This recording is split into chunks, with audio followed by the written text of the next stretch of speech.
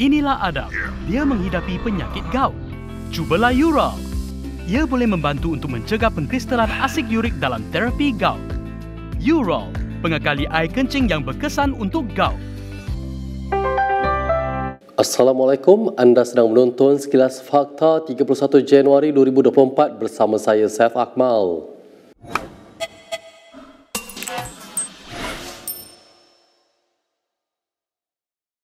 Sultan Johor Sultan Ibrahim selamat melafaz sumpah memegang jawatan sebagai Yang di-Pertuan Agong ke-17 di Istana Negara hari ini.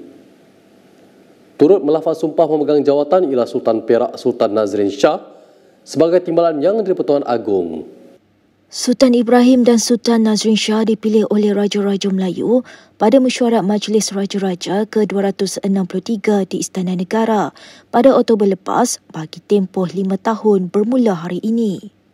Sultan Ibrahim menggantikan Al-Sultan Abdullah Riyatuddin Mustafa Billah Shah yang menamatkan penggal pemerintahan sebagai Yang di-Pertuan Agong ke-16 malam. Sultan Ibrahim 65 dan Sultan Nazrin Shah 67 melafaz dan menandatangani surat sumpah jawatan di hadapan Raja-Raja Melayu. Raja Pemaisuri Agong Raja Zarid Sofia dan Ananda turut berada di istiadat bersejarah itu. Turut hadir Perdana Menteri Anwar Ibrahim dan Timbalan Perdana Menteri Ahmad Zahid Hamidi serta Fadilah Yusof. Sementara itu, istiadat keberangkatan tiba Sultan Ibrahim di dataran Istana Negara yang disambut oleh Perdana Menteri dilihat menarik perhatian rakyat apabila Anwar dilihat memperpatuhkan kedudukan satu pinggan pada pakaian istiadat Sultan Ibrahim itu. Itu dia. Keberangkatan tiba Duli Yang Maha Mulia Sultan Ibrahim ibni almarhum Sultan Iskandar di dataran Istana Negara disambut oleh Yang Amat Berhormat Perdana Menteri.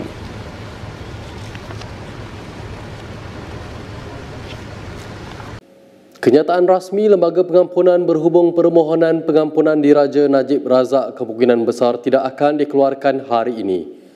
Lembaga itu dilihat tidak akan membuat keputusan yang boleh mengalihkan perhatian awam terhadap peristiwa pelantikan Yang di-Pertuan Agong baru. Terdahulu spekulasi bahawa ia akan diumumkan dalam sidang media Kementerian Dalam Negeri petang ini juga telah ditolak. Jurucakap Kerajaan Fahmi Fadzil juga dijangka sekali lagi meminta media menunggu kenyataan rasmi dalam sidang media selepas mesyuarat Kabinet.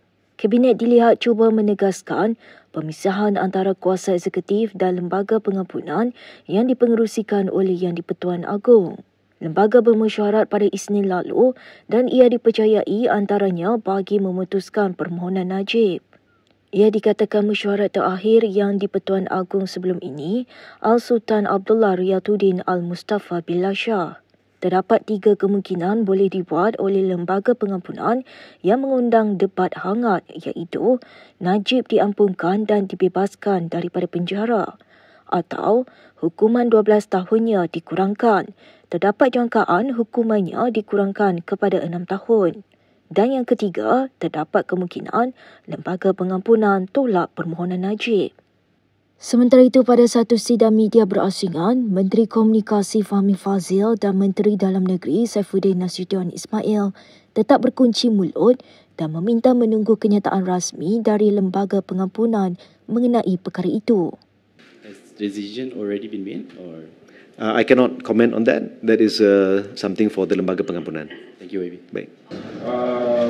Tapi bukan kabinet yang bidang kuasa untuk buat bina. Pada buat ni seperti dalam perlembagaan, dia stated clearly di bawah jurisdiction siapa, keanggotaannya bagaimana.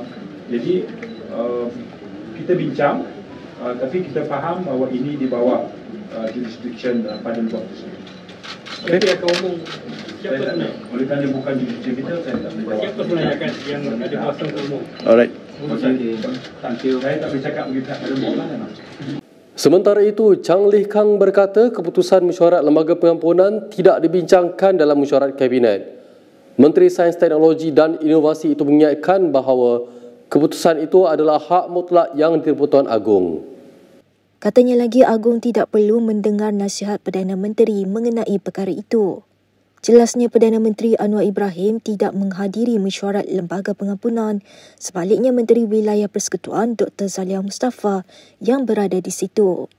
Mengulas lanjut, Chang berkata, tanggapan bahawa seseorang itu mesti menjalani hukuman penjara selama 3 tahun sebelum memohon pengampunan hanyalah satu konvensyen dan tidak dinyatakan secara jelas dalam mana-mana peraturan. Lembaga Pengampunan telah bermesyuarat kemarin untuk membincangkan permohonan bekas Perdana Menteri Najib Razak untuk pengampunan diraja. Namun tiada butiran lanjut mengenai keputusan itu. Najib sedang menjalani hukuman penjara 12 tahun di penjara Kajang bagi kes rasuah SRC International berjumlah RM42 juta dan masih berdepan perbicaraan bagi beberapa pertuduhan berkaitan 1MDB. Semalam beberapa penerbitan telah menyiarkan laporan yang memetik sumber yang mendakwa Najib telah diampunkan atau hukuman penjaranya dikurangkan, diikuti dengan beberapa penarikan balik artikel tersebut. Berita seterusnya, Menteri Besar Kedah Muhammad Sanusi Maknor berjaya dalam saman fitnahnya terhadap Mahfuz Omar. Ia berhubung dakwaan yang dikaitkan dengan pembelian sebuah MPV Toyota Velfire oleh syarikat Air Darul Aman Sada. Mahkamah Tinggi Al-Star pagi tadi memerintahkan naib Presiden amanah itu membayar ganti rugi RM250,000 kepada pemimpin PAS tersebut. Pada tahun 2020, Sanusi mengancam untuk memfailkan saman fitnah terhadap Mahfuz dan beberapa pemimpin politik berhubung dakwaan itu. Ketika dihubungi Malaysia Kini hari ini, Peguam Yusuf Fariza Yusof dan Muhammad Faiz Fazil yang masing-masing mewakili Sanusi dan Mahfuz mengesahkan keputusan Hakim Arik Sanusi Yuk Johari. Yusuf Fariza berkata Mahkamah Sivil membenarkan ganti rugi am RM200,000 dan ganti rugi teladan RM50,000. Peguam itu menambah, Mahkamah turut memerintahkan Mahfuz membayar kos RM30,000 kepada Sanusi. Faiz bagaimanapun berkata Mahkamah membenarkan permohonan Mahfuz untuk penangguhan bayar ganti rugi sementara menunggu rayuan. Sanusi yang juga pengerusi SADA sebelum ini menafikan dakwaan membeli Velfire itu dengan menjelaskan bahawa pembelian kenderaan itu sebenarnya dilakukan oleh Jawatan Kuasa Perolehan Aset SADA secara dalaman dan mengikut had bajet yang ditetapkan. Kita ke perkembangan berikutnya. Suruhanjaya Pencegahan Rasuah Malaysia mengesahkan akaun bank seorang ahli perniagaan bergelar Tan Sri dibekukan. Akaun bank yang dibekukan itu mengandungi wang berjumlah puluhan juta ringgit. Memetik sumber berita harian melaporkan ia susulan siasatan SPRM membabitkan kontrak diberikan kepada sebuah syarikat pembekal kenderaan kerajaan sejak Julai tahun lalu. Katanya lebih 100 akaun persendirian dan syarikat bernilai jutaan ringgit di bawah kawalan Tan Sri berkenaan dianalisis bagi melihat trend pemindahan wang kepada individu tertentu. Menurut laporan itu lagi, SPRM sebelum ini pernah menyerbu kediaman dan syarikat ahli perniagaan berusia lingkungan 70-an itu serta merampas dokumen berkaitan kewangan bagi membantu siasatan. SPRM juga sudah merakamkan keterangan beberapa saksi penting. Pengarah kanan siasatan SPRM Hishamuddin Hashim dilapor mengesahkan perkara itu manakala kes disiasat mengikut Seksyen 17 Akta SPRM 2009.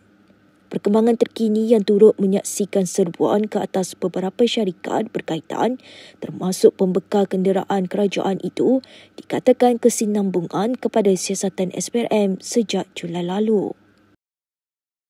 Kedudukan naib pengerusi PKR Melaka, Jini Lim sebagai ketua cabang parti itu di kawasan Alur Gajah digantung selama 12 bulan bermula 7 Januari lalu. Setiausaha PKR Melaka, Muhammad Asri Ibrahim mengesahkan perkara tersebut kepada Malaysia Kini hari ini. Katanya tindakan tersebut diambil selepas lembaga disiplin berpuas hati dengan bukti yang dikemukakan dan mendapati Lim melanggar perlembagaan parti. Bagaimanapun, Asri berkata, Lim yang juga bekas adun Macap Jaya masih kekal sebagai ahli PKR. Difahamkan pada 4 Februari tahun lalu, lembaga disiplin parti itu meminta Lim memberi keterangan dalam mesyuarat berhubung kenyataan media dibuatnya kepada Malaysia Kini. Ia merujuk kepada laporan pada 25 Oktober 2022 yang bertajuk Akar Umbi PKR Mahu Jini tanding di Alor Gajah dan disiarkan ketika menjelang PRU ke-15. PKR berpendapat langkah tersebut berjangka dengan keputusan pimpinan parti. Lim 42 tahun juga didakwa membuat kenyataan mempertikaikan pemilihan calon untuk kerusi Parlimen Alor Gajah. Selain itu, dia juga didakwa mengetuai anggota dari cabang Alor Gajah untuk bertindak provokatif ketika program Jelajah Harapan Presiden PKR pada 25 Oktober 2022 di Sungai Petai, Alor Gajah. Berikut beberapa lagi ringkasan berita untuk hari ini.